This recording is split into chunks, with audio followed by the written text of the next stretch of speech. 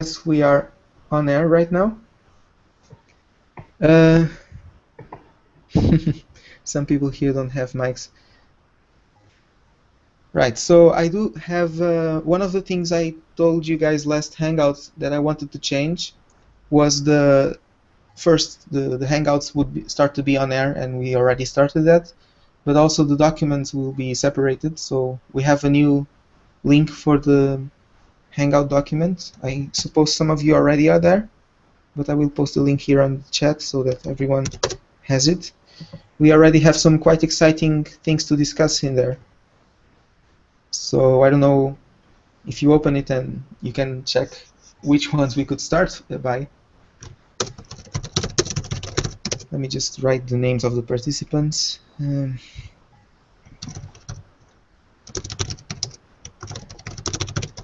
So maybe we can just start by the beginning, which is about the 1,000 signatures. Does anyone have information about what we have to do to publish the petition in Diário da República? I don't know any details about it. I was searching it right now. Maybe we should try to find out then. If no one knows, someone could look into it. Because it's a good thing, you know, we have the 1,000 signatures now and it will give us a boost. And we could even like then, I don't know if the publication is physical or just online, but even if it's just online, we can just print the PDF and put it on our page. Like, it's further validation of our initiative, so we really should look into that, I think. 1, 2, 3, 4, 5, 6 people. Yeah. Right. It's important to tell how is it going and that it has some success. Yeah. Pedro, tu podias ver isso? Diz? Podes ver? Sim, sim, vou procurar. Ok, só para anotar eu aqui. digo já qualquer coisa. Ok, fixe.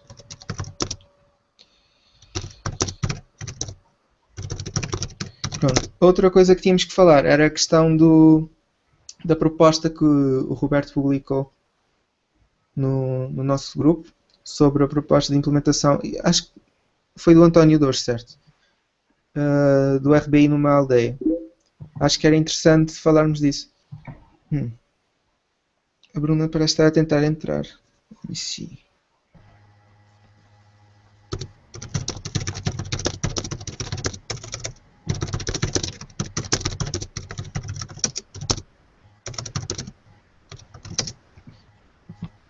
Roberto, queres falar um bocadinho sobre aquele documento que criaste? Ah, tu não tens microfone.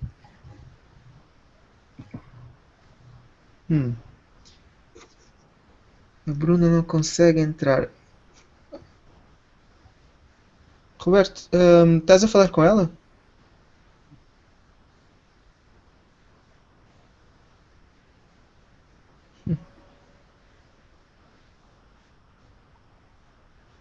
Vai escrevendo aqui que nós respondemos.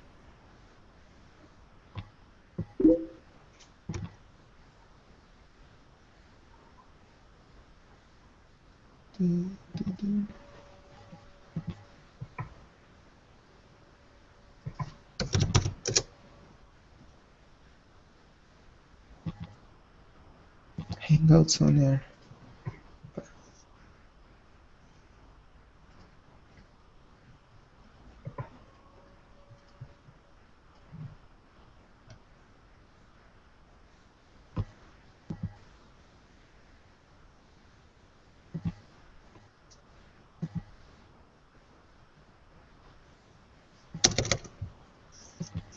And is Mar coming today?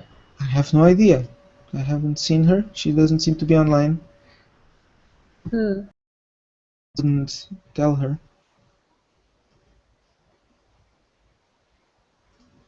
Where was I? Okay, here. Okay, so has anyone read about I mean, maybe we should wait for Bruno to come in if we are going to talk about the implementation in a village. Do you agree, Robert? Or do you want to tell us something about that?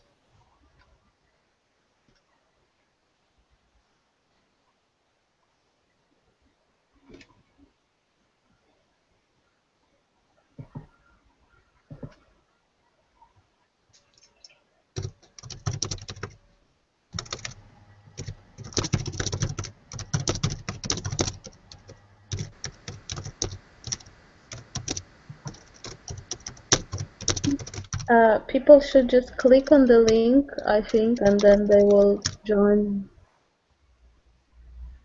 What do you mean? Oh, someone is chatting. Yes. Yes, that some people cannot enter, but Yeah, this is strange. I don't know. Some people can join and maybe they don't know which link to click. why not? I mean, I wrote it explicitly which one to click. Yeah, it should be clear, but sometimes somehow it's not. Yeah, I guess. I don't know. But what can we do?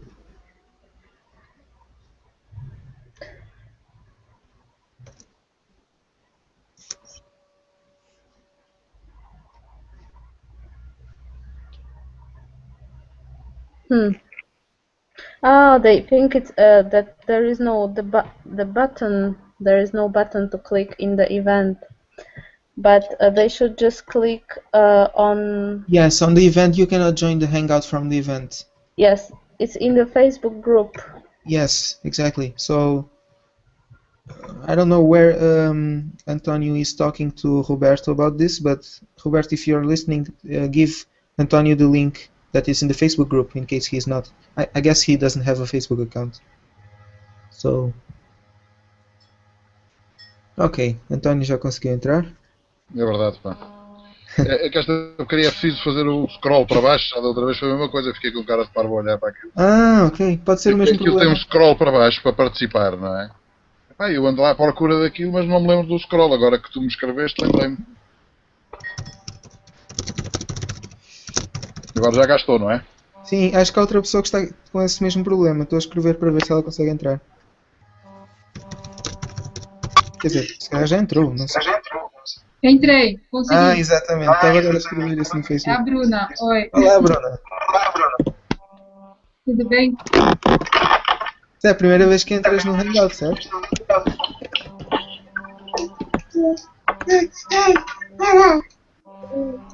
A conexão aqui não é tão boa, então às vezes vou ter que pedir para repetir, porque às vezes tem cortada a Sim. fala. Tudo bem? Duas coisas que eu ia pedir. Se pudesse desligar o vídeo, porque assim a conexão fica mais rápida para toda a gente.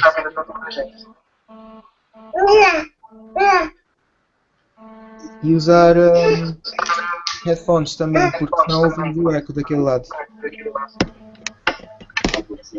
Nossa, tá voltando, né?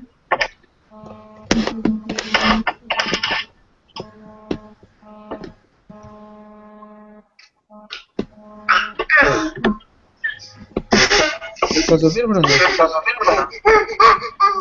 Tô ouvindo, peraí, deixa eu... Tá. Estamos ouvindo, tá eu e o Marcos aqui. Estamos Ok. ouvindo, sim.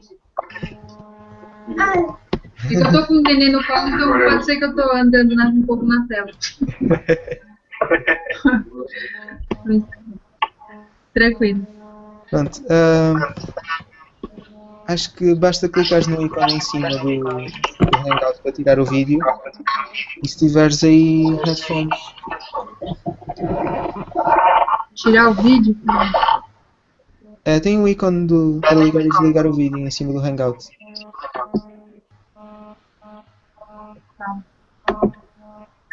Pronto. Exato.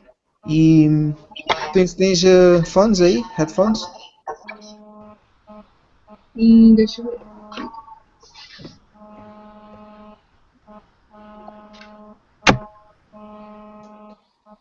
Também vou meter porque não sei.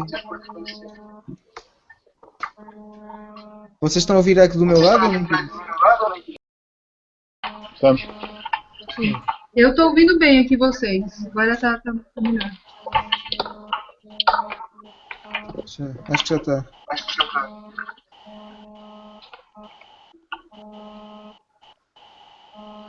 Acho que pra mim é melhor já ir falando assim, porque como tá eu e o Marcos, a gente ouve os dois ao mesmo tempo. Ah, ok. Não, é que depois o problema é que as outras pessoas que falarem ouvem a voz de volta, estás a ver? Quer dizer, não sei se vocês não se importarem, continuamos assim. Eu me confundo um bocado. Entendi. As outras pessoas não conseguem ouvir, é isso? Não, conseguem ouvir, só que ouvem duas vezes. Ah, tá. Então, peraí. Tá, agora eu coloquei Ah, ok. o fone. Bem, olha, Roberto, se calhar tenta desligar e voltar a ligar, não sei.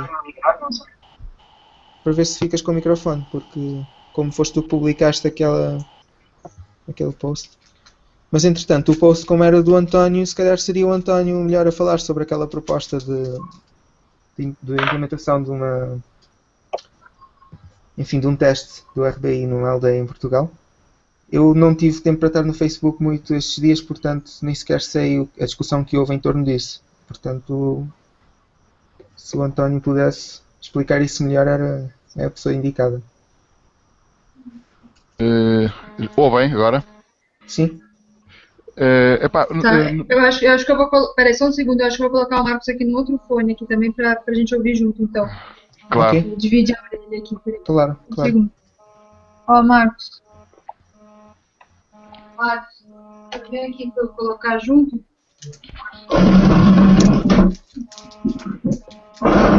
Senta aqui, ó. Senta aqui pra ouvir a proposta que eles têm dado.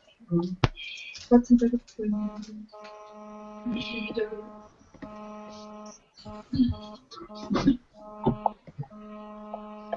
Pronto. Já está? Sim. Ótimo. António, podes continuar? Epá, não tenho grande proposta. Pá. O que acontece é o seguinte. Nós temos um país que tem um problema muito antigo, quer dizer, a partir do momento em que a democracia se instalou, uma das questões que tem vindo sempre à baila é o desenvolvimento do interior. Ou seja, o desenvolvimento das zonas mais atrasadas de Portugal, digamos assim, como eles dizem. O que se tem visto ao longo das décadas é que tem sido Lisboa, novamente, e o litoral também. O litoral fica com as pessoas, o litoral Claro.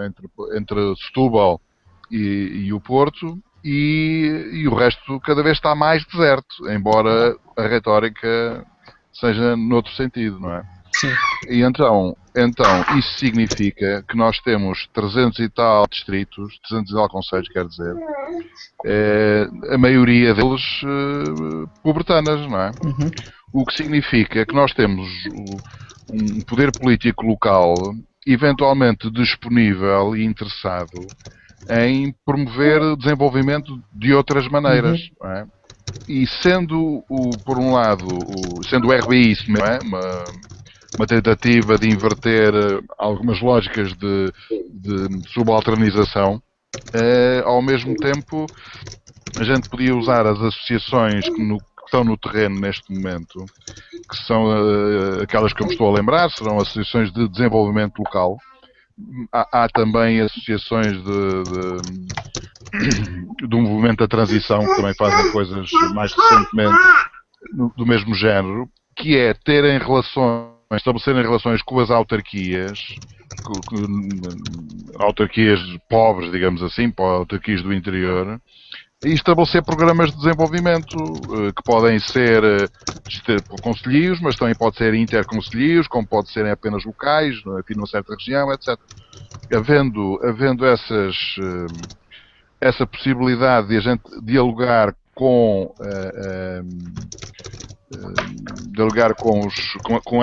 os parceiros do desenvolvimento local, que são associações, de pessoas, das mais variadas, desde professores até agentes de desenvolvimento, animadores culturais, por aí fora, não é?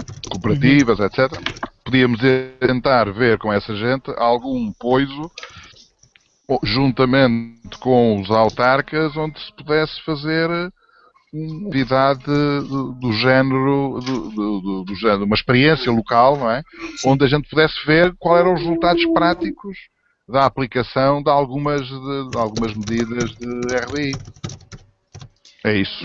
E estavas a pensar, então era mais em termos de associações e cooperativas, etc., e não tanto em termos de poder local, por exemplo, as autarquias em si? Não, eu acho que isso não é possível. Eu não consigo não perceber como é que é possível controlar a moeda sem o apoio das autarquias, quer dizer, isso não estou a perceber como é que se faz. Portanto, acho que existe a moeda local, não é? Mas a moeda local não dá para isto que a gente está a pensar, pá, acho eu. Sim. Portanto, quanto eu percebo. Portanto, era preciso que a autarquia estivesse de acordo em fazer algum investimento, juntamente com bancos, porque existem também bancos cooperativos, ou bancos, como é que se chama? Bancos éticos, não é? Bancos de economia solidária e ética, que permita, que eventualmente também poderão financiar este tipo de ação. Juntamente com as autarquias que têm alguma capacidade de fiscal, não é? E que, portanto, podem mobilizar alguns recursos para este efeito. Certo.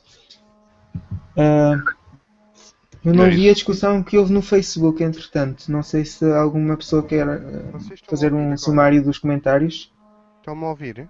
Sim, Roberto, já estamos a ouvir. Ótimo, ok. Perfeito. Ótimo. Tá, boa noite a todos. Sim, nós não tivemos uma discussão ainda. A ideia era convidar a Bruna para nos contar um bocadinho a experiência dela. Ok. Bruna? Aqui está falando é o Marcos. A Bruna tem que Marcos.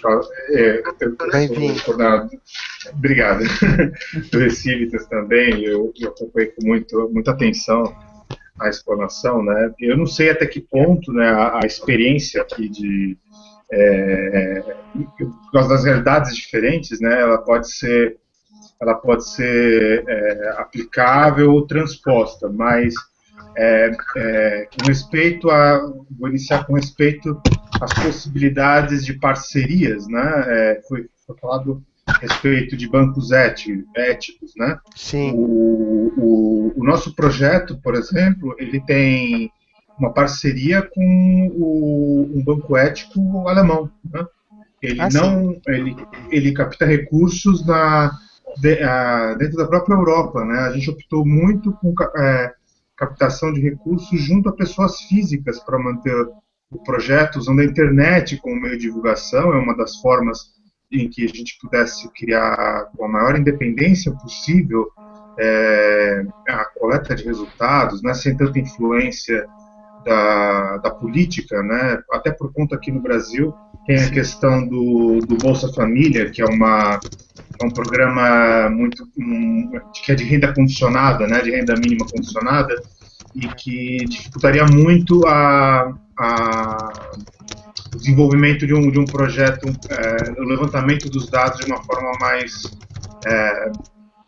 forma mais independente. Então, nós optamos por esse caminho, né, um caminho de independência. E isso forçou também, por outro lado, que o projeto fosse muito, muito pequeno, né? Pequeno. Ele é uma comunidade que gira em torno de 100 pessoas, né? E para que a gente possa manter também um controle do feedback dos dados, né? Para manter dados, a intenção realmente do projeto nesse caso é o levantamento de dados para poder desenvolver uma política pública relacionada a uma renda básica incondicional, né? Essa foi basicamente a nossa preocupação maior, né? Relacionada nesse ponto interessante, a uma região também fora do perímetro urbano, é uma área rural, é uma área com baixo desenvolvimento humano, né? IDH, estou me referindo, e com uma presença muito pobre do próprio poder público, do Estado. Assim, nessa qual é o região. estado? É São Paulo, né? É São Paulo. Sim. São Paulo tem. O Brasil é muito díspare, né? Ele consegue. Nós conseguimos no Brasil fazer esse prodígio de ter, às vezes, dentro de uma mesma localidade, a convivência de uma disparidade muito, muito alta de nível não só de desenvolvimento humano, mas às vezes de desigualdade de renda, né? Causando, às vezes, diversos conflitos também de classe social, inclusive. Então, nesse caso, ela é uma área de Mogi das Cruzes, aqui do lado ela está a 100 quilômetros do centro de São Paulo. É uma área muito próxima. Então, e realmente, para vocês terem uma ideia, por exemplo, as ruas dessa comunidade, elas são mantidas por uma cooperativa de imigrantes japoneses, né? Então realmente é uma localidade sui generis. Diz-me, é mais ou menos. Eu posso fazer só uma pergunta? À vontade. Sim, queria saber se vocês tinham contactado o senador de São Paulo, o Eduardo Suplicy. Sim. No início do projeto, o projeto foi desenhado para uma outra comunidade, que era de Paranapiacaba, uma comunidade maior, que é onde eu e a Bruna residimos, que é de aproximadamente 1.000 pessoas, né? Nessa comunidade, nós desenhamos o projeto no modelo de parceria entre organizações não governamentais e o poder público. A resistência foi muito grande da política local, né? Nas esferas maiores não foi tão grande, mas dentro da política local a incondicionalidade incomoda profundamente, entende? As pessoas receberem recursos sem terem que se reportar a nenhuma autoridade política, isso ao longo de 5 anos a gente tem observado, ela cria em relação aos poderes, as relações de poder local, um incomodamento profundo. Então é muito difícil você conseguir no Brasil, não sei até que ponto a gente pode estender isso, eu diria que talvez podemos estender, universalizar isso, é bastante difícil o apoio em relação a esses... Sim. As lideranças locais, não só os políticos eleitos, mas as próprias lideranças comunitárias que fazem essas trocas de poder, né, que se beneficiam dessas relações, né, de troca, elas também não se sentem muito confortáveis, né? Então com esse empoderamento da população, então é um pouco complicado, mas sim, no início o projeto foi desenhado para cá e um dos motivos da gente ter mudado para essa outra comunidade foi principalmente as questões de dificuldade políticas partidárias, de resistência política. Aí que nós optamos por a total independência. Isso. Apesar de vocês terem o apoio do Suplicy, ou não? Sim, o Suplicy ele apoiou bastante, mas ele não tem uma força, vamos dizer assim, nesse momento ele tem uma força, digamos assim, que está se esvaindo, né? Ele é um político outsider, né? Ele está isolado dentro do próprio partido, né? Até por conta de postura de defesa de projetos como esse, né? Da renda básica, ele não está bem alinhado com o modelo, né? O Partido dos Trabalhadores hoje ele está completamente alinhado com as transferências condicionadas.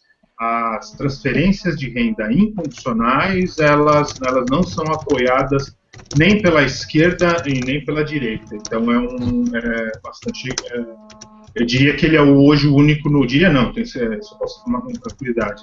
Ele é o único político que apoia a renda básica incondicional. Mas não percebo, Marcos, ele não é o senador de São Paulo, não é um homem com muito poder político, sendo senador, não dá poder político ser senador de São Paulo? Isso é uma questão curiosa, né? Na verdade, ele hoje o Partido dos Trabalhadores, ele tem uma organização, eu diria que ela está muito próxima, ela é muito fechada, né? E ela tem dentro do partido, ela tem diversas correntes internas, né? A corrente a que o senador pertencia, ela foi se esvaziando e hoje ele é o único dentro dessa corrente. Então, ele simplesmente é um indivíduo dentro do próprio partido, um indivíduo isolado. Para você ter uma ideia, ele é um senador de aproximadamente 9 milhões de votos e que ele não conseguiu fazer com que o nome dele pudesse ser listado entre mesmo pedindo ao partido que colocasse à disposição ser listado para concorrer a governador. Então ele é uma pessoa que dentro da política interna do próprio partido ele não consegue força para fazer, ele não tem força de articulação política, entende? Esse é um problema sério. Obrigado. Diz-me uma coisa, quando tu falas de projeto, documento que vocês submeteram às entidades políticas ou às outras associações que a gente possa ter acesso? Fora do Brasil, dentro do Brasil? Não. Estou a falar esse projeto que tu falaste, que estavam a pensar que era para 1000. Isso havia alguma coisa escrita quando vocês queriam apresentar isso, por exemplo? Sim, ele foi redigido. Nós buscamos nós produzimos todo o material. Nós chegamos, inclusive, a fazer todo o processo preliminar da coleta de fichas. Nós coletamos todas as assinaturas da comunidade, das mil pessoas. Fizemos todo o trabalho junto à prefeitura, da verdade, a subprefeitura, né, que é um distrito aqui de Paranapiacaba, já para vias de realização. Fizemos, inclusive, parceria com a Fundação Getúlio Vargas, que é uma instituição de ensino, para poder fazer as avaliações do Delta Zero e qual seria o impacto, né, para fazer a medição do impacto da renda básica na localidade, né? Então, tudo isso estava desenhado, inclusive o modelo de financiamento, que o modelo de financiamento escolhido era um fundo permanente, muito semelhante ao que é utilizado no Alasca. Nós iremos levantar, por conta da política de juros no Brasil, que ela é ultrajante, né? São juros absurdos que o Brasil paga, né? Então, é possível hoje se pagar a renda básica só com os juros de um fundo, um fundo financeiro, estou dizendo, né, com papéis do próprio governo, né? Então era essa a estrutura que nós estávamos elaborando, né? E se eu dares esses documentos, tu tinhas maneira de o fazer? Então a ligação caiu. Por repetir, por favor? Estava a perguntar se eu te pedisse esses papéis, se tu podias mandar por e-mail. Com prazer enorme, eu tenho todos eles. Os estatutos do fundo permanente, todo esse material de Paranapiacaba, o restante, estou à disposição. Um prazer em envio para vocês esse material e outros que vocês precisarem do desenvolvimento, né, do projeto que se seguir. Isso é uma ótima notícia, obrigado. Podes mandar, não é? Para ele distribuir para a gente. Eu queria fazer uma pergunta. Prazer. A lei que está neste momento no Brasil em vigor, ou pelo menos o que está implementado neste momento, é supostamente um passo, mas com o objetivo de chegar a um rendimento incondicional. E estou a falar agora como é que é? A Bolsa Família, não é? Isso. Ou seja, isso é o objetivo final, está explícito na lei, certo? Portanto, mesmo que os políticos neste momento favoreçam as transferências condicionais, mas não é reconhecido que esse é o objetivo final, ou as pessoas estão a tentar lutar contra isso? Qual é que é o estado deste... Esse foi uma grande discussão, inclusive diria que foi um dos grandes pontos de divergência entre a gente e o próprio senador, divergência no sentido positivo, né? O Recife chegou, inclusive, tem também um outro material que a gente pode até disponibilizar se vocês quiserem. Em 2010, nós tentamos, por conta na verdade, são duas leis, né? Isso é importante. E uma lei publicada um dia seguido da outra. O Bolsa Família é uma lei federal e a renda básica é outra lei federal. Então, são duas leis distintas publicadas. Então, na verdade, o Bolsa Família tem uma lei própria, mas ele é considerado como uma espécie... disse que o Bolsa Família, o programa Bolsa Família atende as duas leis. É um problema jurídico sério esse, porque, na verdade, tem uma lei que foi publicada em 2004 que dá conta de uma renda básica incondicional, essa lei do próprio senador Suplicy, e que, no nosso entendimento, ela não é realizada,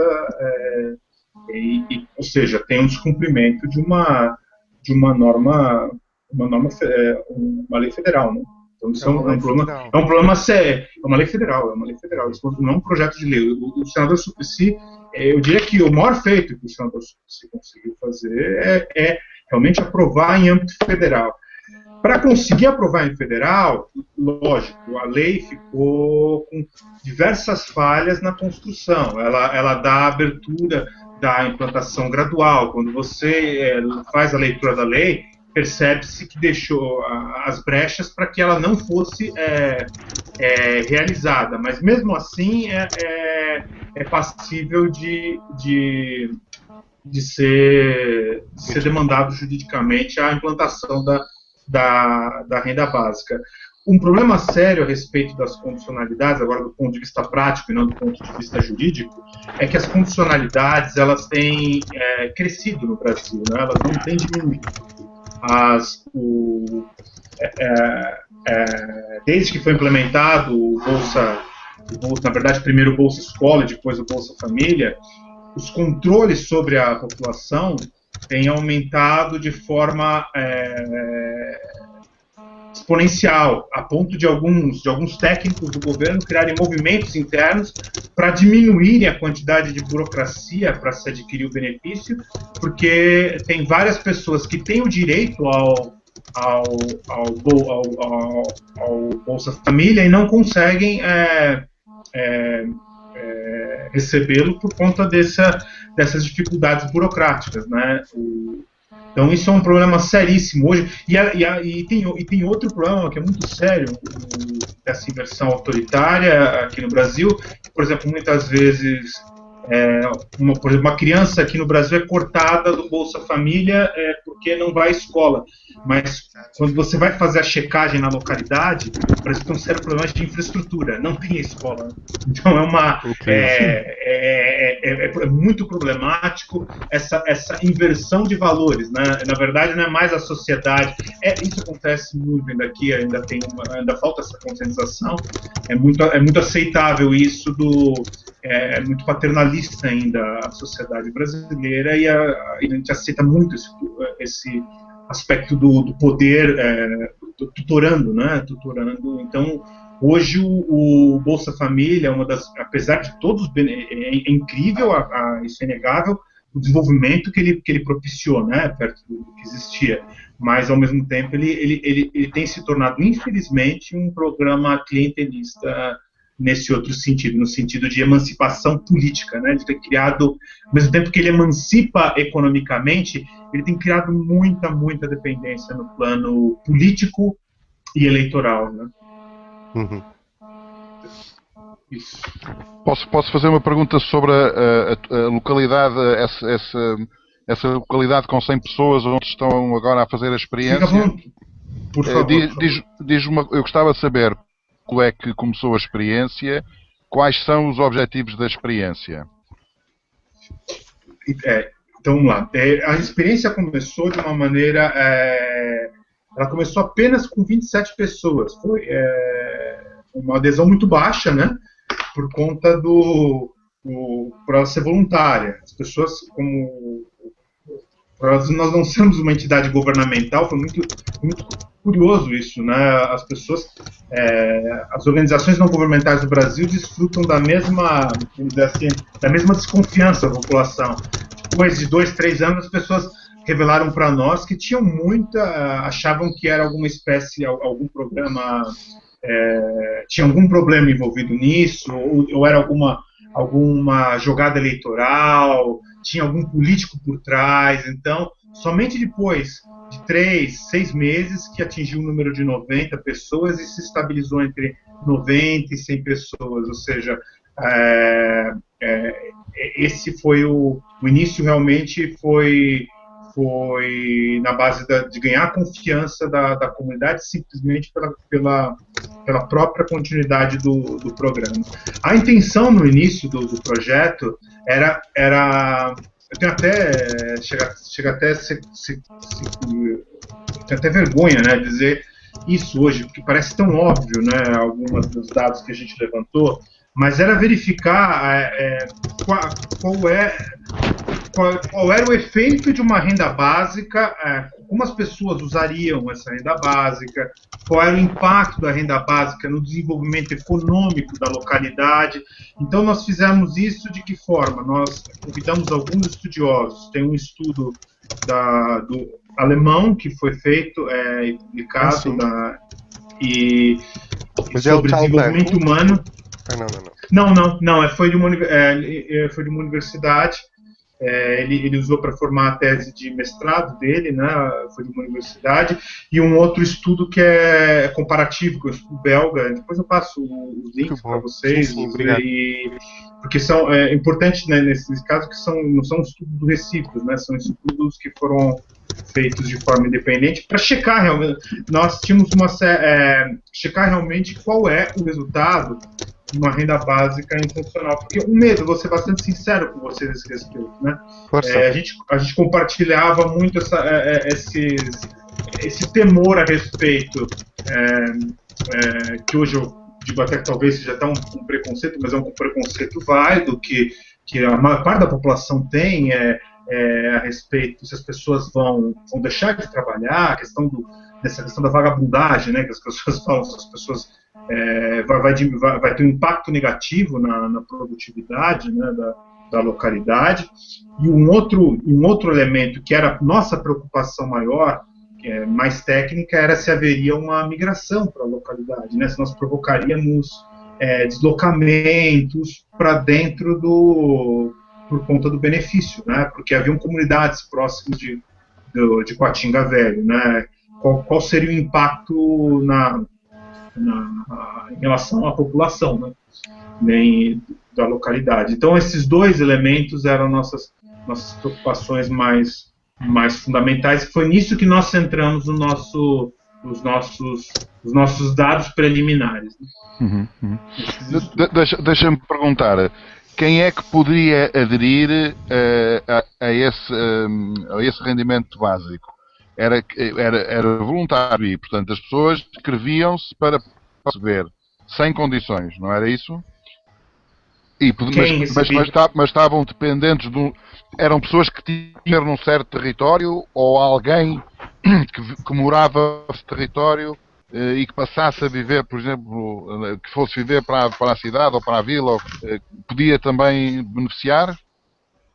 Então, nós escolhemos, aqui no Brasil, por conta de um problema sério que nós temos em relação a um problema histórico que nós tivemos em relação à questão dos latifúndios, em relação da propriedade da terra, né?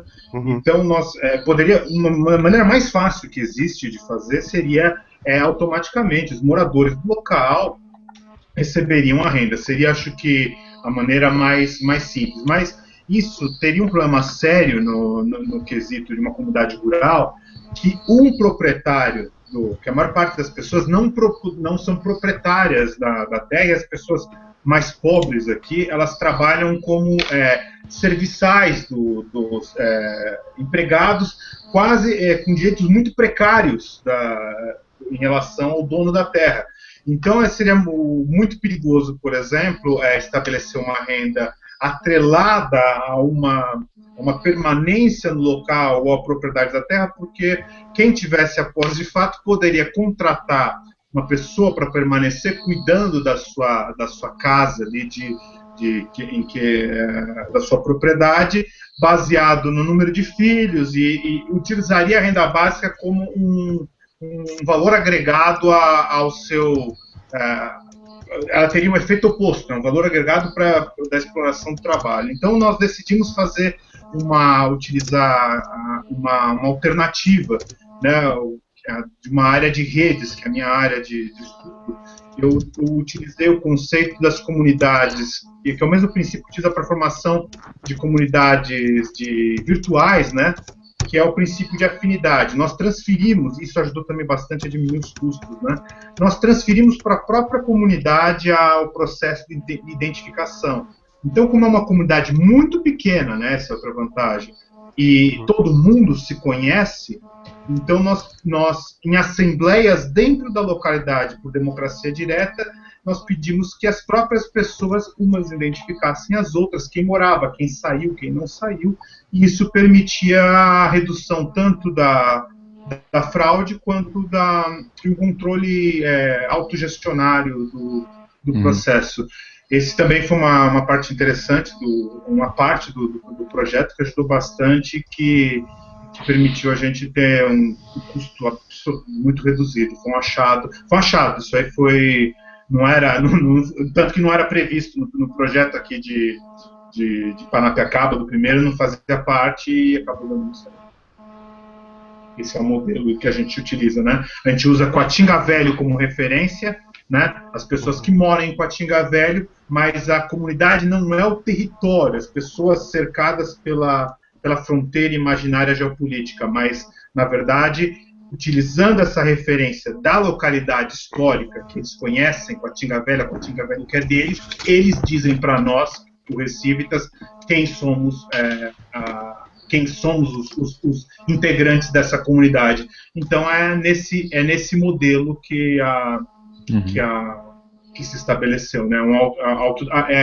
A gente permite a autodeterminação a autodeterminação política da comunidade para o pagamento da renda básica. Como vocês podem perceber, não é um projeto muito fácil dos políticos locais abraçar. Aceitar, é claro. E como é que entende, como é que vocês recívitas estão a fazer uma experiência para obter resultados, e a comunidade, depois da primeira perplexidade que tu contaste, como é que hoje vê o rendimento básico incondicional?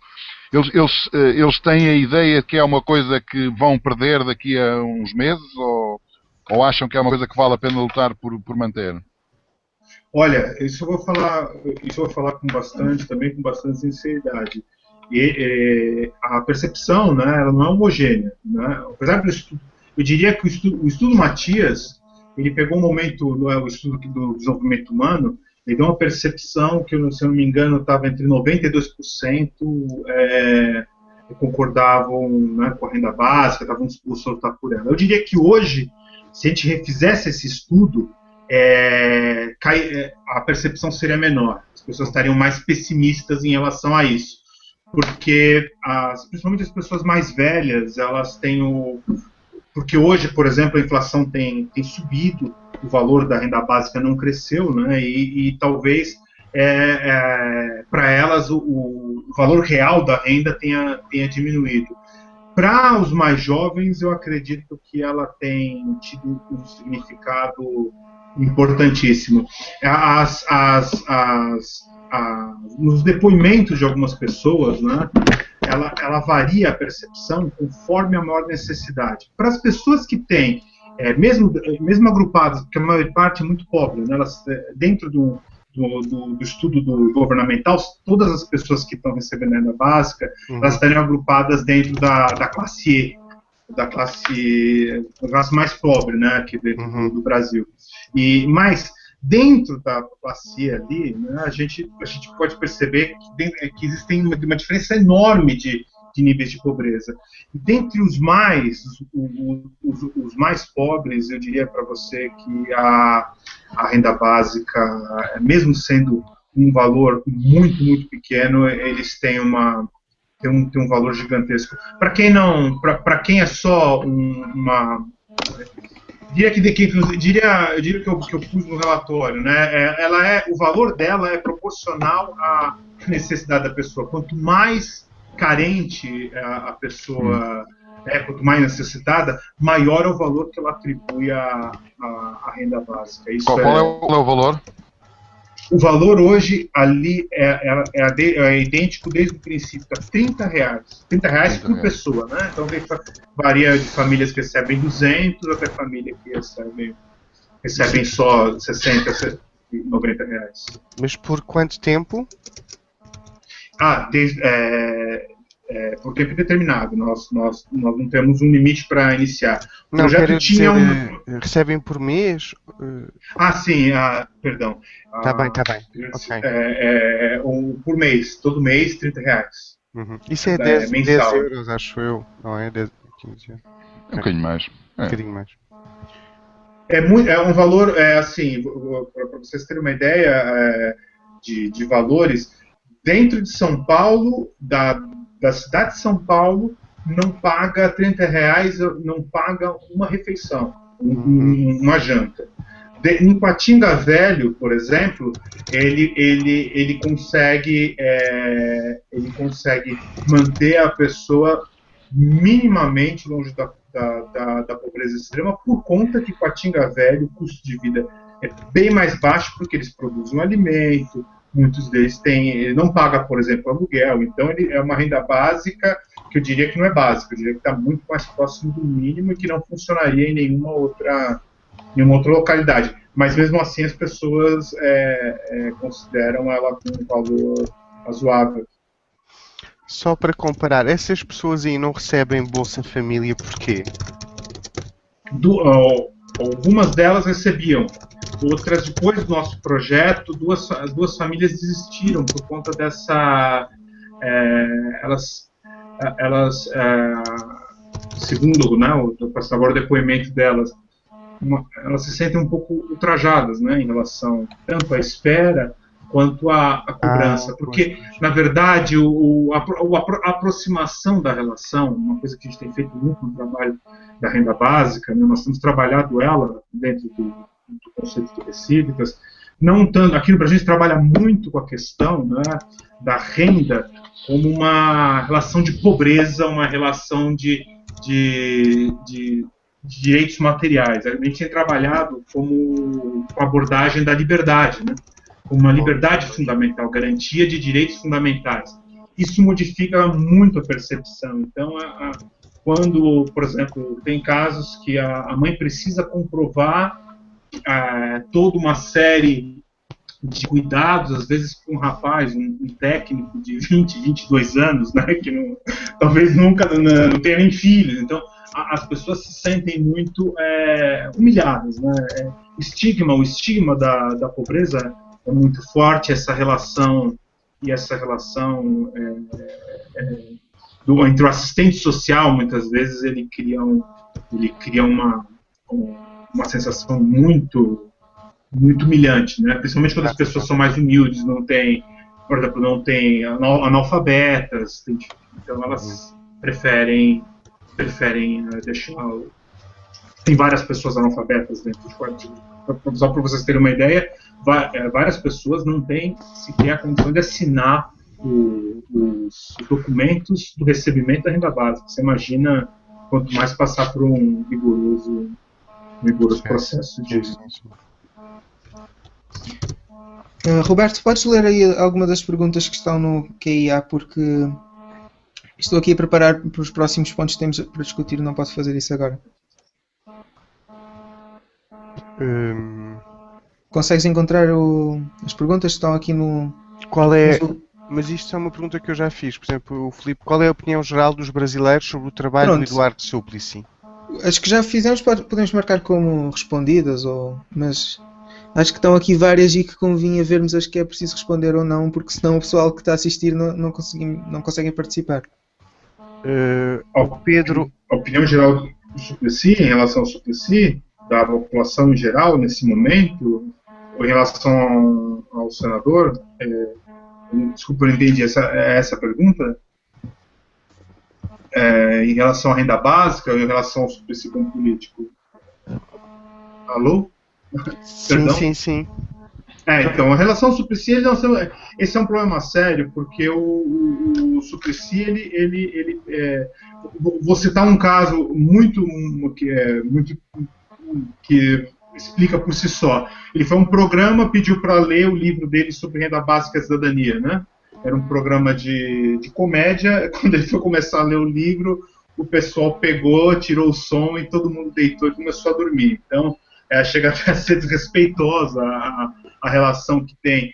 É quase que proposital essa relação de desrespeito dele em relação a ele, em relação à renda básica. Por outro lado, enquanto a mídia, né, tem essa relação de desrespeito, ele nas bases, né, principalmente nas periferias, ele é muito forte, muito bem quisto entre os mais jovens. Então ele é uma pessoa que tem muito pouco acesso à mídia, né? E quando tem um acesso, ele geralmente é um tom jocoso, e nas bases ele tem uma boa penetração. Ok, obrigado. Já agora, faço uma pergunta. Vocês têm seguido o sucesso mediático daquela ONG Give Directly? Vocês têm seguido? Eu tenho acompanhado, tenho seguido, sim. Okay. A gente... Porque eles estão a fazer estudos bastante específicos daquilo que eu percebi sobre as consequências muito positivas, e queria saber se vocês também estão a fazer esse tipo de estudos e se vão publicá-los em breve, e talvez tenha algum impacto mediático também. Sobre o Give Direct, na verdade o Recitas faz parte, né, tanto da rede da renda básica europeia, né, quanto a rede da renda básica norte-americana. E tem um artigo que foi publicado a respeito, depois eu vou mandar o link para vocês, falando dessa correlação entre o Give Directly e a metodologia que a gente utilizou, né, de captação de recursos, porque quando a gente fez o nosso primeiro estudo, né, isso foi interessante, porque quando nós deixamos o Paranapiacaba e fizemos nossa primeira publicação foi feita diretamente pelo Recife, não foi independente. Essa publicação, ela ganhou... Na verdade, por ser um projeto tão pequeno, que deu projeção Recife, foi o fato dela ser publicada pelo CEPAL ONU. E o elemento forte dessa publicação foi a estratégia que nós utilizamos, que foi justamente o fato de utilizar esse preceito de 100% do que é doado por terceiros, né, ele vai diretamente para a mão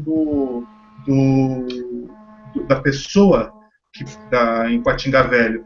A ideia, justamente, isso é muito importante, né, em relação aos projetos, que é o preceito da desintermediação, né, os custos em relação aos projetos de transferência de renda serem reduzidos. Então, nossa primeira publicação, esse estudo que foi publicado, foi citado no CEPAL, a gente conseguiu atingir uma eficiência, fazendo essa transmissão direta, de vou colocar mais ou menos, entre 6% e 7% de eficiência.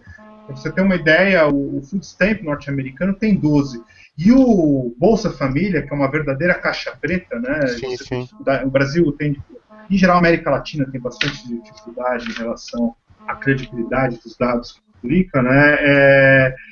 Alguns estudos dizem até 50% de custo operacional. Então, um custo operacional gigante, né? Para cada real que chega na mão da pessoa, outro real fica dentro da máquina, né? Então isso é muito problemático e na verdade a transferência de renda nesses modelos, né, passível de ser executada de maneira muito barata, diminui muito o custo burocrático da máquina. Esse elemento da renda básica, porque quando você tira, por ela ser incondicional, você tira o elemento da discriminação. Você não tem necessidade de discriminar as pessoas. Então, você não tem necessidade de fazer uma fiscalização. E isso retira todo um processo que você permite que você desmonte, né? Todo esse aparato, né? E isso diminui muito os custos. Discriminar custa muito caro, né? Então isso ajuda bastante. A gente tem acompanhado, depois eu passo o link a respeito disso. Ótimo, sim, por favor, obrigado. Esse nosso primeiro estudo, né, que é o primeiro relatório, que já foi, ele representa os primeiros 6 meses do projeto, né? E teve algum impacto mediático esse estudo? Alô? Caiu? Desculpa, teve algum Bruno, impacto? me ajuda aqui, acho que caiu. Não estamos a ouvir. Mas ele não. Nós estamos no Give Direct.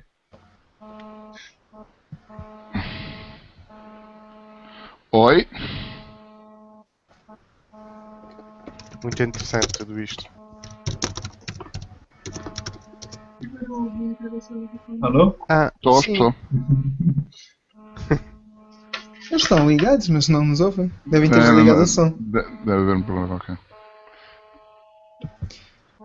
Já agora ajudem-me aqui nestas Muito perguntas, chato. porque se há alguma coisa ainda sem responder, Isso aí. se todas já estão respondidas para se calhar eliminarmos ou marcarmos como respondidas, não sei. Depois tem que passar, deixa eu anotar os links que tem que passar. Tem que passar os links no projetos primeiros para.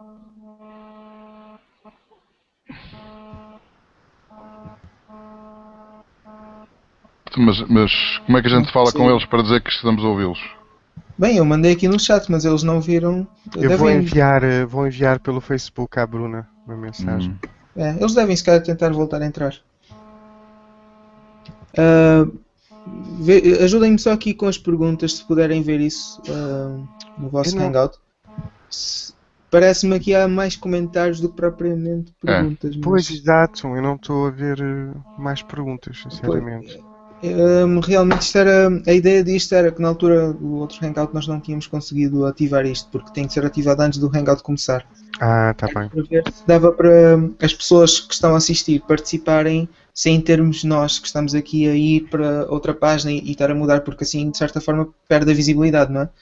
Só que isto não parece ter muito, não dá para responder diretamente às pessoas e a única opção aqui é eliminar as perguntas, caso contrário ficam aqui, tem-se que dizer que estamos a responder, mas na verdade não estamos, é um bocado estranho. Mas pronto, se calhar depois temos que experimentar outra coisa diferente. Eu vou experimentar, vou escrever uma pergunta para ver se sai. Só para ver se percebo o funcionamento disto. Mas dentro do Hangout tens a opção de fazer perguntas? Acho que não. Tá bem. Ok, tenho de sair. Aqui é só para responder. Não tens de sair, mas podes ir à página do evento, acho eu. Acho que é daí que eles estão a fazer.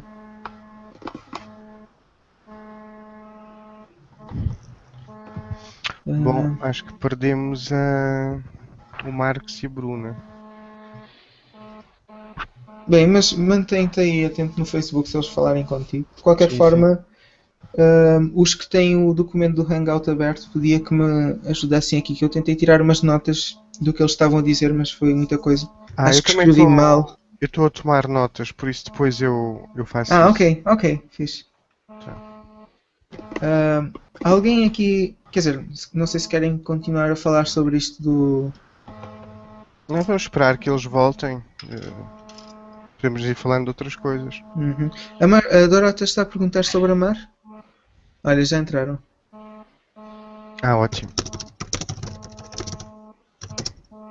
Estão aí? A Mar quer entrar, então eu posso sair um bocadinho. Não sei se estamos com mais de 10. Deixa-me 3, 6... Não, só temos 8. Tá bem. Okay. Alô?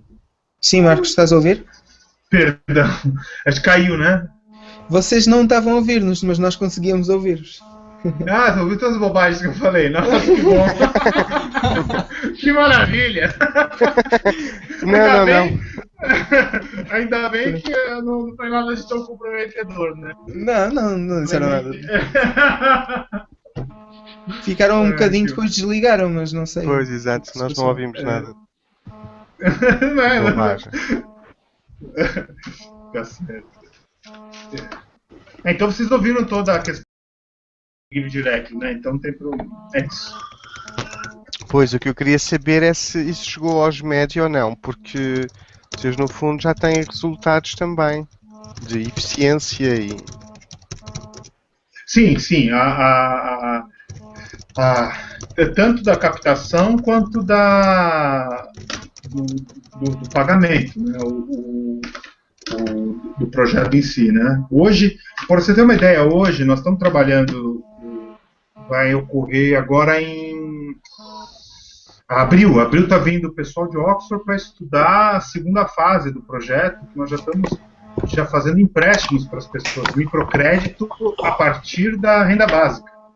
Porque um dos dados que nós chegamos a respeito, né, já adiantando alguns dados, é que a renda básica permite, por ela trabalhar com a livre iniciativa, né, das pessoas, ela iniciar uma série de empreendimentos. Então, a gente começou a investir, emprestar para as pessoas que iniciavam pequenos negócios, para que elas pudessem aumentar a dinâmica de crescimento da economia local. Então, ela é um excelente catalisador da microeconomia da localidade. E com um elemento que é bastante peculiar, muito interessante, né?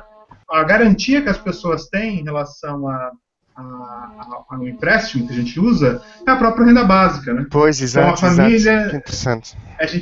Na verdade, nós não emprestamos, nós simplesmente descontamos da renda básica que eles recebem. A pessoa recebe, em vez de 30, 25, em vez de 20. Então, na verdade, funciona como um adiantar, vamos dizer assim, como um desconto da própria renda básica futura, né? Não tem juros, né, inclusive. Mas isso já está a funcionar? Sim, tem um ano. Tem um ano, nós estamos. Esse ainda não tem esse não tem um estudo publicado específico do microcrédito, né? Tem só alguns estudos de caso. E nós vamos esperar o pessoal de Oxford fazer esse estudo, né? Que eles estão fazendo agora em abril, e vamos ver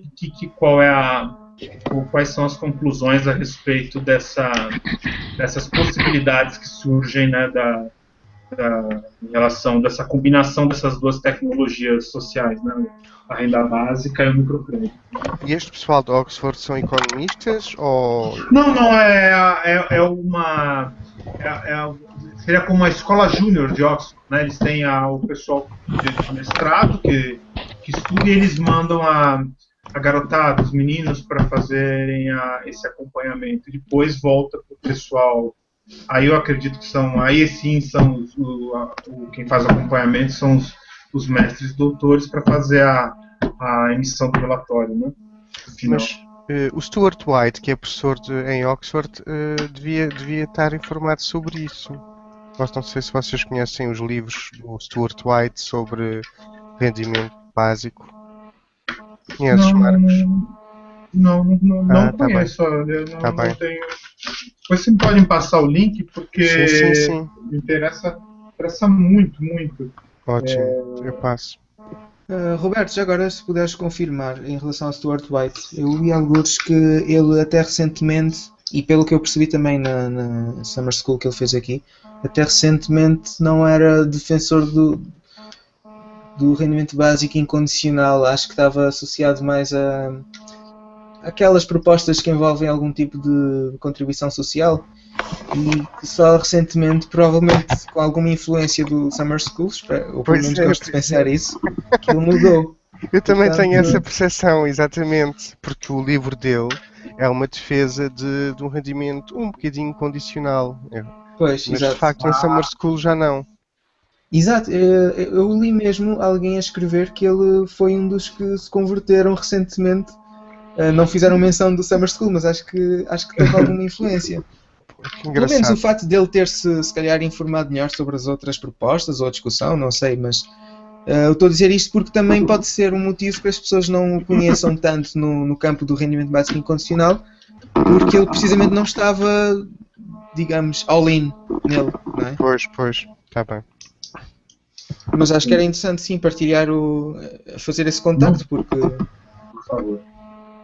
Por favor, eu gostaria bastante.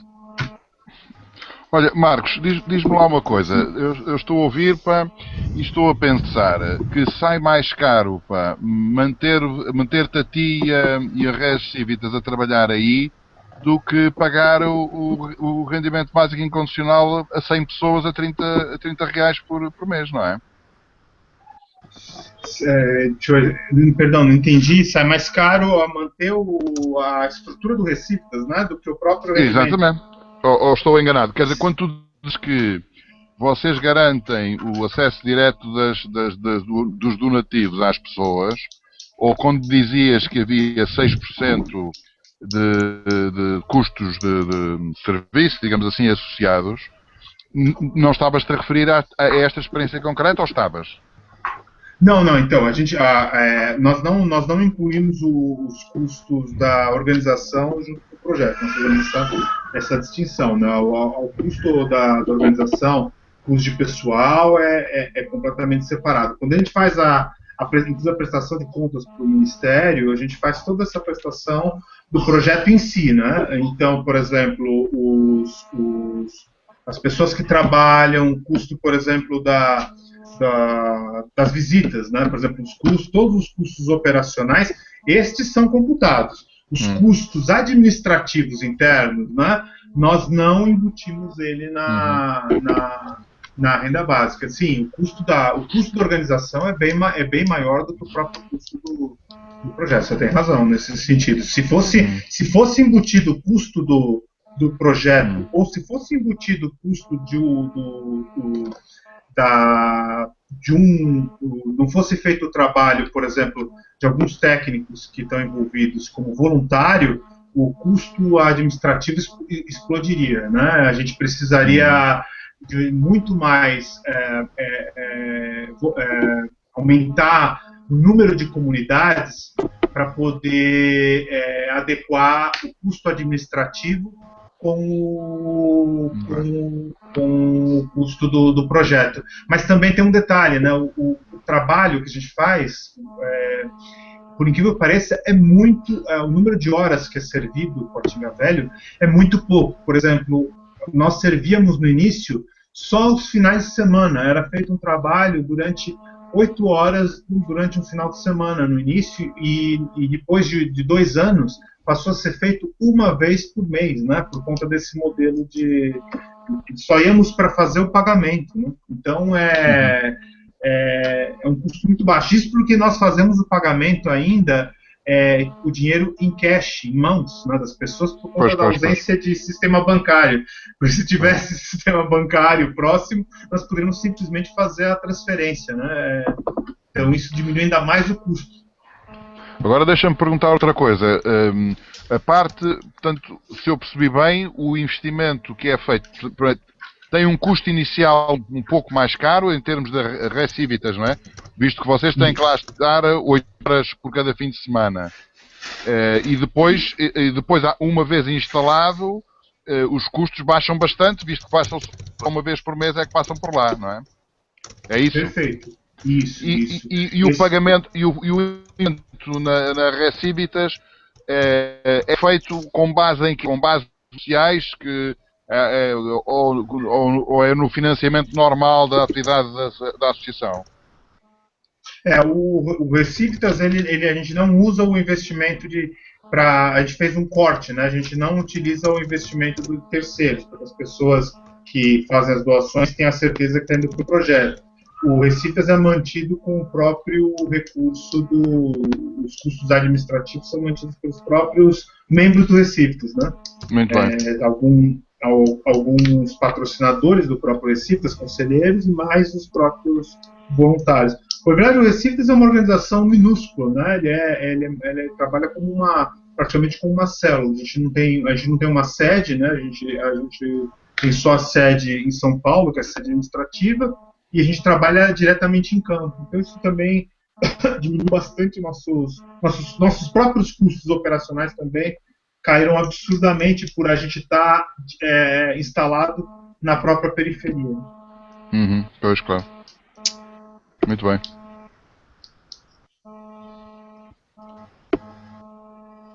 Alguém aqui esteve naquela reunião que foi feita em Lisboa em relação ao financiamento? Eu estive.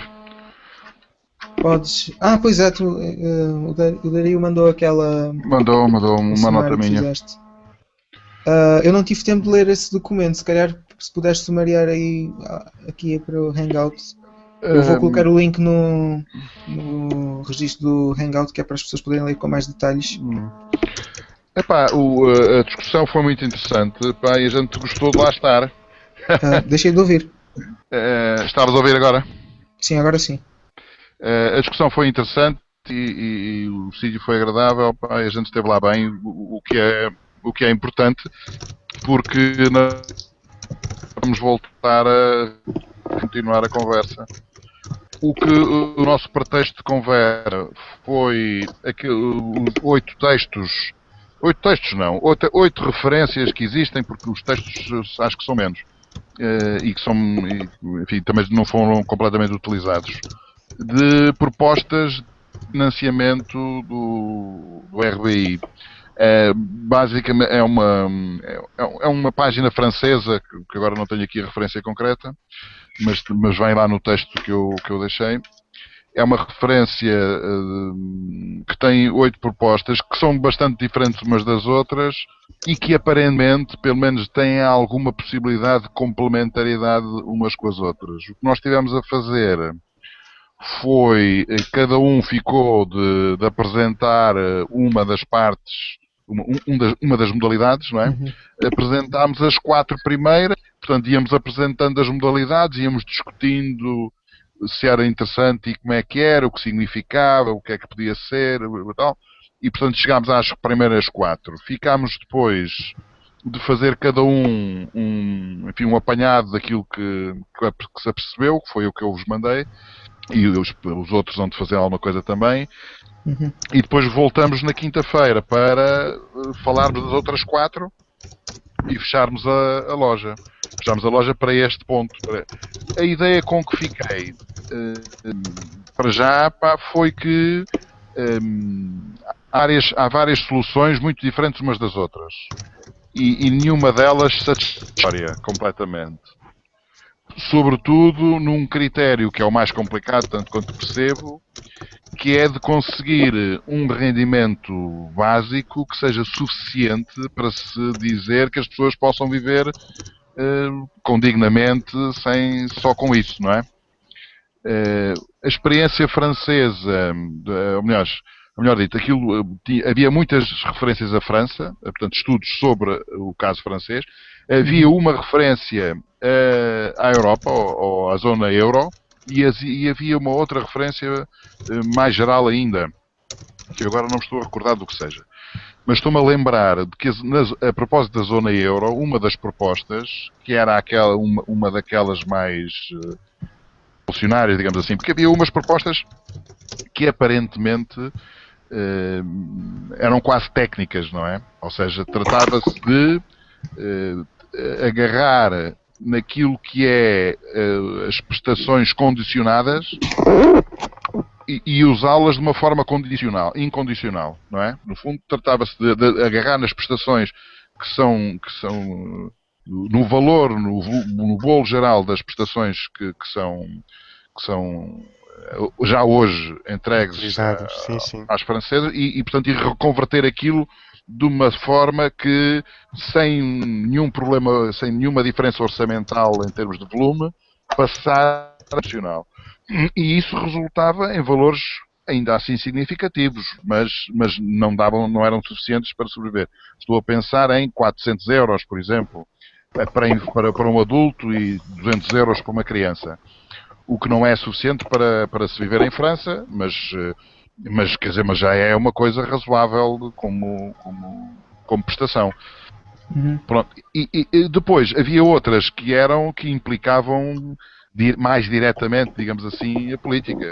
Como, por exemplo, aquela de substituir o mecanismo de crédito que atualmente funciona para criar moeda através da banca privada por um mecanismo que fosse centralizado no europeu e entregue diretamente às famílias a liquidez que era necessária para o funcionamento da economia fosse diretamente para as famílias, o que dava, se eu não estou enganado, qualquer coisa como 120 euros por cada pessoa, ao nível da zona euro.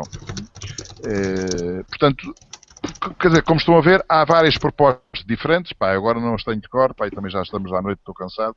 Mas vale a pena. Mas quer dizer, podia-se pensar que estas duas propostas se podiam conjugar, não é? E se estas se conjugassem, já não dava os tais 400 euros, já dava 520 euros por cabeça, o que já era um valor bastante razoável. E para já não falar de outras propostas, pá, como por exemplo a taxa Tobin, claro, como é que se chama? A taxação sobre a propriedade, portanto, sobre os Land bens. tax. Como? Não era aquele land tax? Sim, exatamente. E, portanto, há uma série de outras propostas, o que significa que há outra proposta também, a taxa ecológica, ou a taxa verde, não é? Portanto, os lixos, na reciclagem, portanto, há de facto, é uma questão de haver vontade política, no fundo, não é? A possibilidade existe, é uma questão de haver vontade política, mas os problemas acho que são mais estes que o Marcos falou, pá, dos obstáculos políticos começam por ser a possibilidade de se meter isto na agenda, não é? Isso é que é uma coisa. Exato. E já agora, nenhuma dessas propostas engloba algum tipo de implementação gradual? Não, estas propostas de viabilidade económica, não é? E portanto essa questão que eu me lembro não foi levantada. Não foi levantada, porque também nenhum destes estudos tinha assim uma orientação previamente, principalmente política, não é? Era uma coisa era mais estudos de económico, de econometria. Por exemplo, o primeiro estudo é mesmo um modelo, é um modelo económico, não é? Portanto, ele tira de lá umas variáveis, põe lá outras, põe um modelo e depois vê os percentis, os centis e tal, e consegue perceber que a redistribuição da curva, a curva redistributiva com o sistema atual tende a ficar mais plano, ou seja, o efeito redistributivo dos ricos para os pobres cada vez é pior. E a proposta que ele faz era no sentido de reverter esta tendência. E, portanto, mas é uma coisa que funciona muito, é uma discussão que se percebe, que se coloca no quadro dos técnicos da gestão das políticas sociais, mais do que propriamente uma proposta política no sentido de politics, não é? No sentido da intervenção política e cívica. De qualquer maneira, parece-me interessante para ganharmos um discurso que seja capaz de compreender, de encontrar boas explicações para as dúvidas sobre o financiamento possível. Não é? Aquela questão mas para pôr em relação com o trabalho do Marcos e da Bruna. Marcos e Bruna, vocês estão aí? Estão a ouvir? Eu estou, lógico. Ok. Queria perguntar-te se tu chegaste a avaliar e a estudar estas variantes todas de financiamento antes de optares pela que vocês optaram? Sim, nós optamos mais por uma questão de necessidade, né? Hoje, nossa última abordagem, nós temos buscado muito por incrível que pareça, tanto num plano de taxação quanto num plano de investimento do mercado, né? Dos fundos de investimento. A gente busca em relação aos ganhos dos fundos de investimento aqui no Brasil têm sido muito altos, né? E nós temos buscado a implementação do pagamento da renda básica a partir de fundos de investimento que são os private equities e outros fundos nessa linha que teriam que fazer um aporte em relação à renda básica em forma de parceria, né? Que na nossa qualificação é de OCIP, né? Então seria uma forma de parte do seu lucro seria revertido para a renda básica. Esse é um dos modelos, né? para efetuar não só a base, mas a redistribuição de renda, né? Um problema grave do Brasil não é só a pobreza extrema, é o fato da má distribuição de renda. Então, nós temos buscado muito esses grandes fundos de investimento. Mas, exatamente como foi colocado, a questão é o problema da vontade política, e nós temos buscado diretamente uma parceria com as próprias instituições bancárias, instituições, por incrível que pareça, instituições financeiras, para estabelecer isso de uma forma voluntária, direta, eles fazerem isso, essa transferência de renda de uma forma voluntária dentro do próprio sistema bancário, das próprias transações que eles efetuam, né? Essa é uma outra forma também que nós temos buscado de estabelecer a renda básica.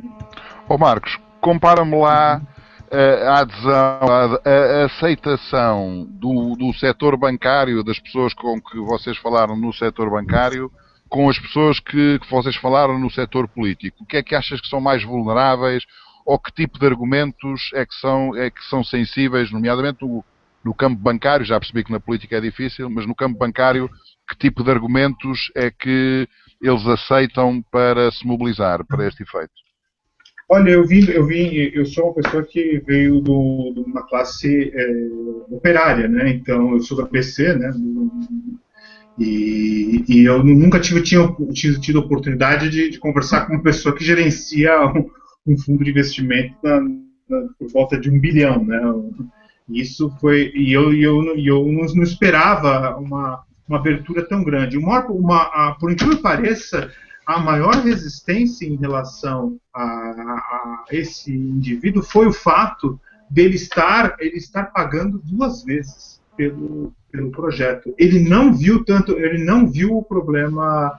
Houve uma abertura. E olha, eu vou ser bastante sincero.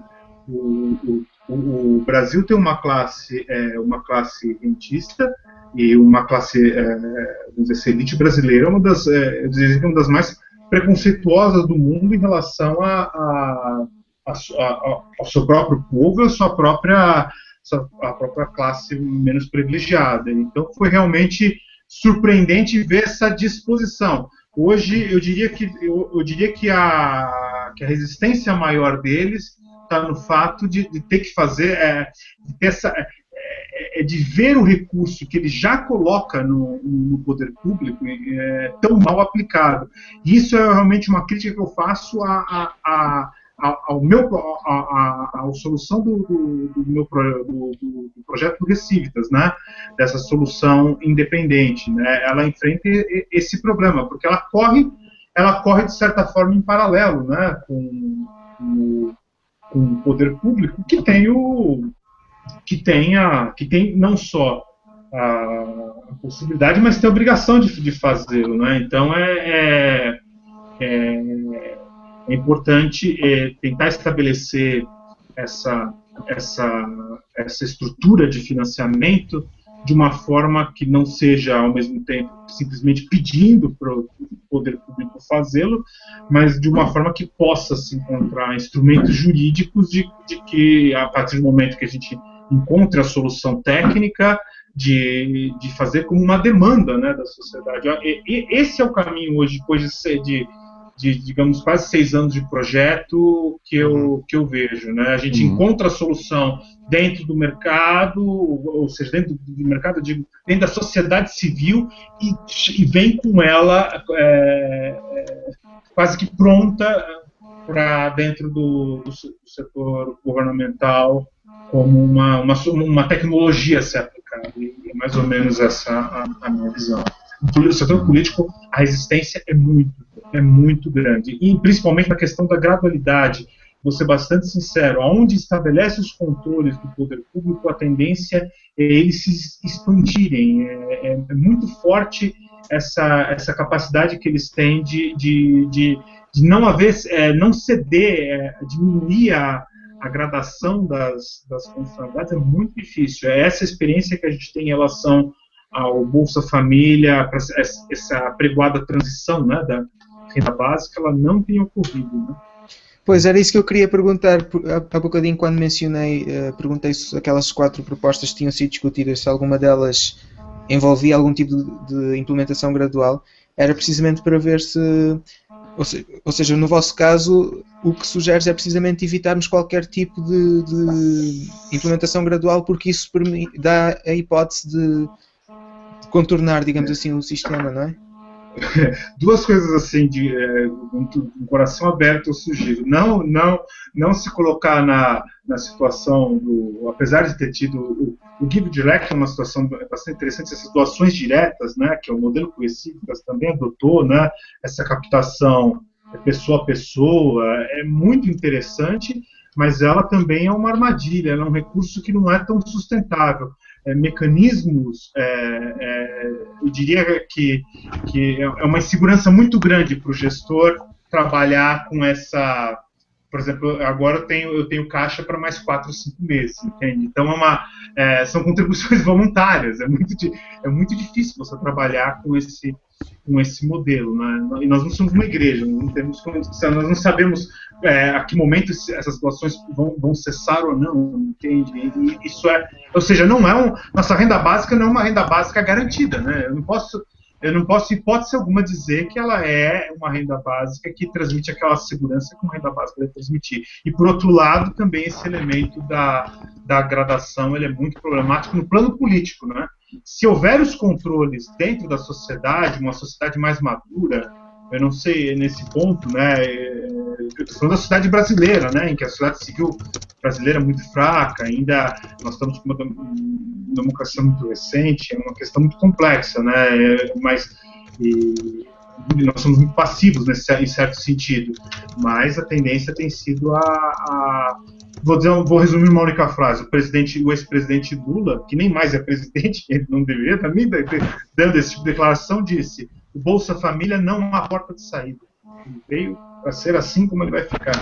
Então é uma questão muito séria, né? Uhum. É assim que se trabalha a questão aqui. Ok. Eu estou só a ver se consigo trazer à nossa conversa o Pedro, o economista, com quem estou a preparar um artigo. Ele está online? Estou a ver se consigo pô-lo.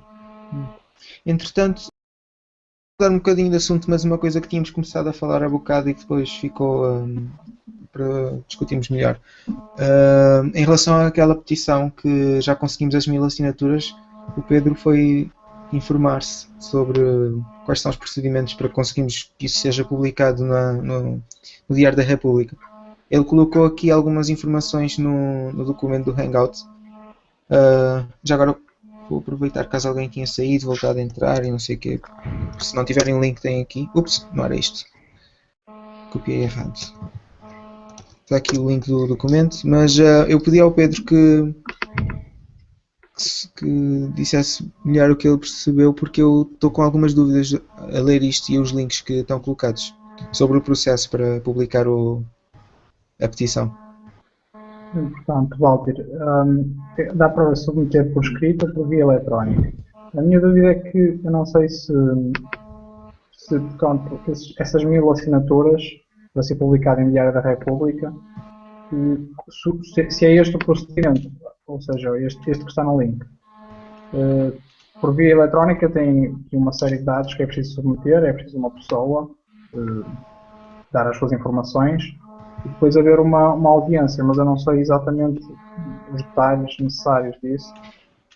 É assim, a razão que eu estou a perguntar isto, em vez de colocaste aqui os links, se isto fosse claro, nem sequer era preciso mencionar, mas queria perguntar-te qual era a tua opinião, porque fiquei com dúvida de se isto tem a ver com com petições que ainda estão a decorrer ou se é só para petições que já se encerraram. Que tu queiras encerrar, pois eu também tenho essa dúvida, não sei. O que eu posso fazer é mandar um mail para lá com essa dúvida específica.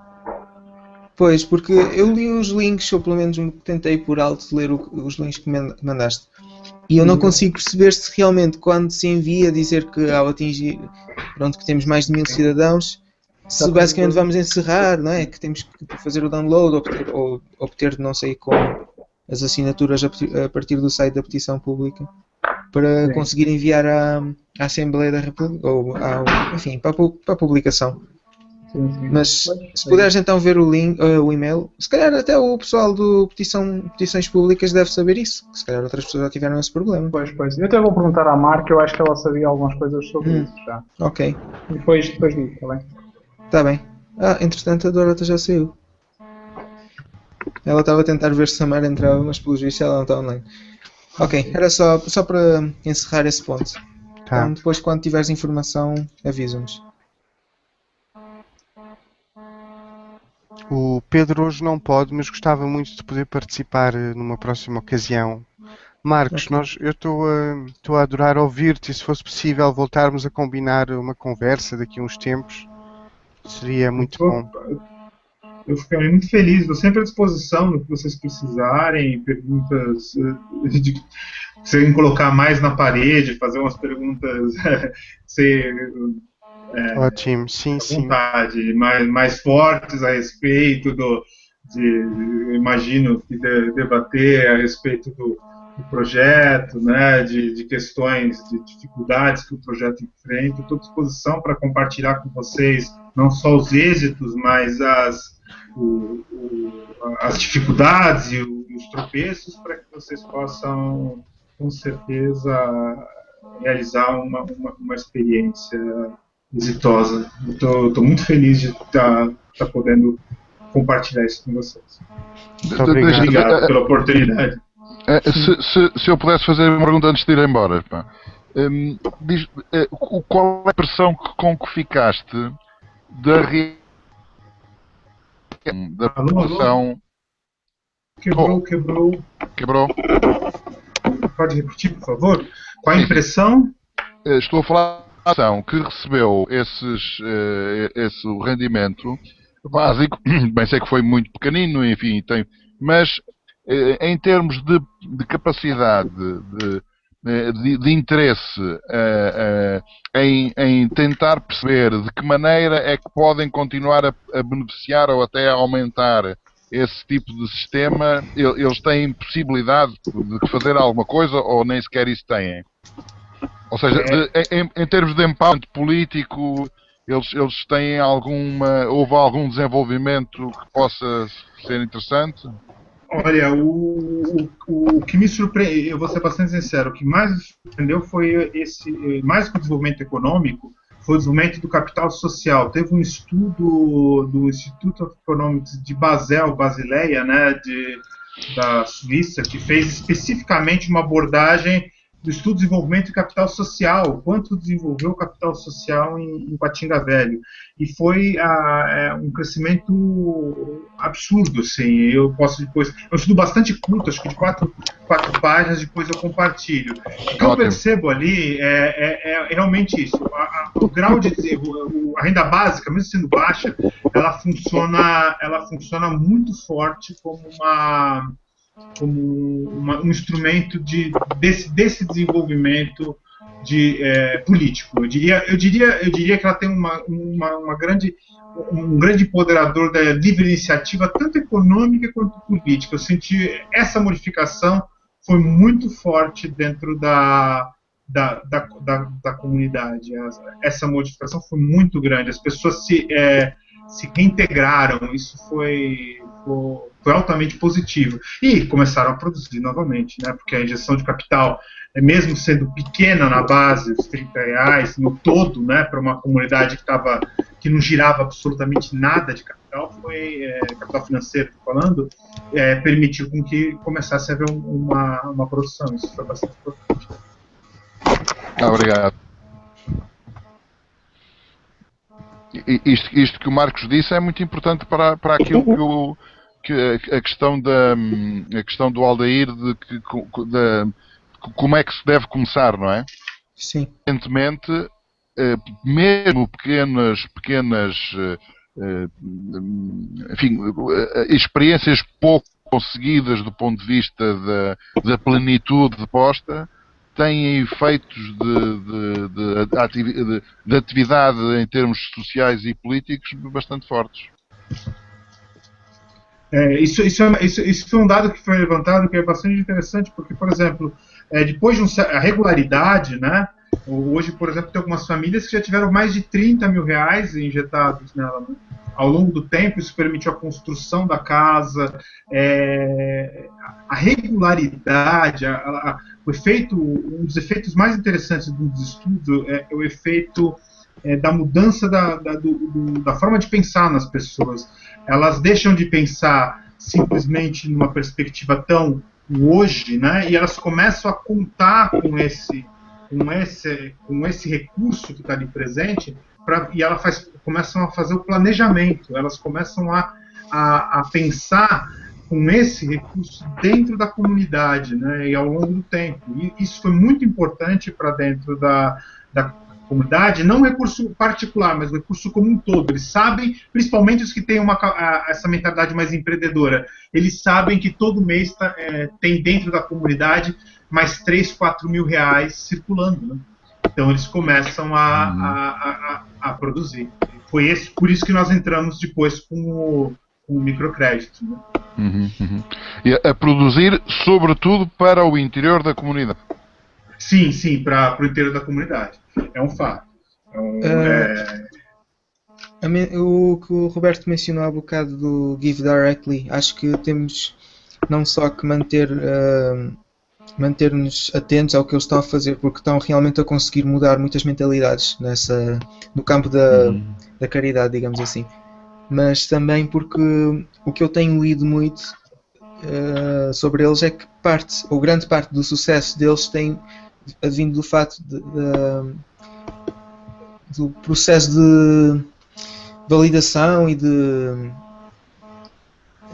validação do método que eles utilizam, que é muito rigoroso e que não é, infelizmente, não parece ser muito comum nesse tipo de implementações, nesse tipo de atividades de caridade. E se conseguíssemos reproduzir o mesmo tipo de rigor que fosse o menos atacável possível, isso dava-nos também a força de conseguirmos expandir, não necessariamente em termos práticos, mas pelo menos em termos de conhecimento, não é? Para quebrar a resistência, digamos assim, que vai sempre existir, mesmo que não haja sinais, não é? Mas sem haver os dados rigorosos, há sempre pessoas que vão resistir à ideia, não é? Só pela questão cultural. Por isso, acho que é importante mantermos também isso em mente quando começarmos a pensar de forma mais prática como é que vamos avançar, não é? Qual é que vai ser o modelo, mas temos que pensar também na questão da validação e tentar seguir esse modelo que eles usam e ter o máximo possível de, enfim, se calhar associarmos a universidades, não é? Que possam fazer esses estudos e que já estejam habituados, não sei. Porque isso acho que tem tido, pelo menos é o que eu tenho lido, né? É uma grande mais-valia para eles em termos da credibilidade que dá ao movimento, mais mesmo do que os próprios resultados em si. A própria rigorosidade o próprio rigor dos testes que eles fazem parece que garante-lhes mais credibilidade do que os resultados em si que eles conseguem, não é? Porque as pessoas depois vêm sempre a dizer que pode ser manipulado ou que não estão a ser considerados fatores que podem influenciar, por isso, enfim, era só para mencionar isso, que acho que é importante manter em mente. É assim, nós já passa das 11. Acho que a discussão hoje foi muito produtiva. Tentei tirar algumas notas, mas volto a pedir, como sempre, se pudessem dar uma vista de olhos no documento do Hangout e acrescentar o que não foi. Mas de qualquer forma isto está a ficar gravado. Mas sempre é melhor ter um sumário, não é? Eu queria só reforçar o convite aqui. O Roberto parece que saiu, não tinha reparado. Reforçar o convite ao Marcos e à Bruna, que nós temos o Hangout todas as semanas, todos os domingos, a esta hora. Portanto, era bom contarmos com a vossa presença, não digo todas as semanas, mas sempre que quisessem. Não necessariamente porque vamos falar da implementação, mas acho que, em geral, como estavas a dizer há pouco, aqueles pequenos conselhos que podem dar, não é, do que correu bem ou correu mal. Acho que era muito valioso termos essa participação e até manter o os laços, não é, da cooperação entre nós e E vocês. aprender também, né? Porque eu estou vendo que a gente eu vou poder aprender bastante também com o processo que vocês estão desenvolvendo. É bem interessante. Eu agradeço bastante o convite, né? Porque a gente pode também melhorar. Eu agradeço, muito obrigado. Toda vez que a gente puder, nós vamos estar acompanhando para fazer esses intercâmbios são importantíssimos. Eu agradeço bastante. E sempre que quando for uma convocação também, Claro. à vontade, assim, porque o nosso compromisso, a gente é muito forte com a renda básica e ele é sem fronteiras e fico muito feliz, especialmente quando a gente pode falar falar na nossa língua. Aí eu fico ainda mais contente, né? Porque já pode falar na Alemanha, já pode falar no Japão, pode falar na língua portuguesa, é algo divino, então eu agradeço muito. Sim, nós é que agradecemos o vosso contributo. Já agora, que falas na língua, uma coisa também que eu mencionei que não era necessário, que era bom falarmos não necessariamente só da questão da implementação, e agora lembrei-me de um exemplo concreto que mencionaste por causa da língua, que é, já tínhamos falado sobre isto, a informação que está online, e nomeadamente na Wikipédia, está um bocado, acho que existem 2 artigos, um para o que está implementado no Brasil e o que é proposto em Portugal, enfim, acho que é uma confusão grande e acho que era bom também colaborarmos nesse sentido de unificarmos não só a linguagem, mas também a informação que está disponível. É verdade, por exemplo, se começarmos a trabalhar na Wikipédia, era bom termos a vossa colaboração nisso, não é? Eu já tentei entrar, né? Eu não tenho conta na Wikipédia, né? Eu já reparei que o verbete, inclusive, a contribuição, vou ser bastante sincero, aqui do Brasil, as contribuições relacionadas à renda básica, do ponto de vista acadêmico, elas são, como eu te disse, elas são bastante perturbadas, né, por conta desse jogo político muito forte. Então, geralmente, acabam poluindo a Wikipédia com dados. Então, você encontra, às vezes, dados sobre a renda básica no Brasil melhor construído por estrangeiros em outra língua, né? Sim, então, sim. Seria muito importante a gente poder fazer esse trabalho em conjunto, sim, e eu me coloco à disposição para fazê-lo com vocês, né? Tem boas referências, tanto a Wikipédia em alemão quanto em inglês sobre a renda básica, e nós precisamos realmente acredito que melhorar, né, a nossa... Tem muita confusão sobre o que é renda mínima, né, e renda básica. Exato. E eu diria que essa confusão vem muito aqui um processo muito gerado aqui no Brasil, né? Eu acredito bastante nisso. Sim. Outra coisa que nós tínhamos para discutir, mas eu acho que é melhor deixarmos para outro dia, senão não saímos daqui. Vocês todos devem ter visto aquela proposta que o Pedro Ramajal colocou para um logotipo, né, do rendimento básico. Já tinha no Hangout anterior também apresentado uma que discutimos na reunião do Porto. Eu vou tentar apresentar de uma forma mais... No documento tem alguns links, mas são rascunhos. Eu vou tentar ver se esta semana coloco no grupo umas versões um bocadinho mais trabalhadas, pelo menos ao nível de limpeza visual, digamos assim, que a proposta que o Pedro Ramajal publicou tem, porque era bom depois no próximo Hangout discutirmos também um bocadinho sobre isto, que acho que a questão da identidade visual também ajuda um bocado na promoção, não é, do conceito, e era uma coisa que tínhamos para discutir, mas acho que hoje é melhor já não entrarmos por aí. Não sei se concordam. Concordo. Então, um abraço, pai, e até para a semana. Ok, obrigado aí pela participação a todos. Tchau, abraço. Obrigado. Tá, tchau. Os outros, não sei se alguém quer dizer mais alguma coisa. Está aqui um silêncio. Ok, assumo que por hoje ficamos por aqui.